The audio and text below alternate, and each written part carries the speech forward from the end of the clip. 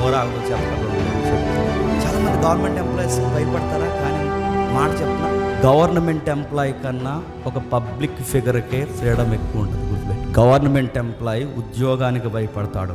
ఆడు ఉద్యోగం మీద వ్యతిరేకంగా ఒక లెటర్ వచ్చినా, స్థానికంగా పబ్లిక్ తిరగబడినా అతను డిఓ అక్కడి నుంచి కదిలిపోద్ది, అవసరమైతే సస్పెండ్ అయిపోతాడు, ఏదని జరుగుతారు. అందుకే ఆఫీసర్లు అంత త్వరగా పబ్లిక్ ఎగనిస్ట్గా డెసిషన్స్ తీసుకోరు. ఎందుకు చెప్పినా, పబ్లిక్ అనేది తిరగబడితే ఎంత మోతుబరి ఉద్యోగమైనా అక్కడి నుంచి ఎగిరిపోద్ది.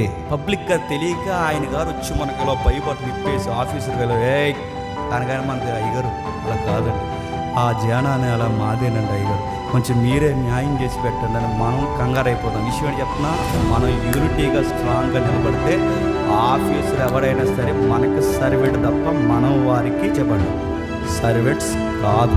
ఇది లా, ఇది లా. ఇది అందరికీ తెలుసులేదే కానీ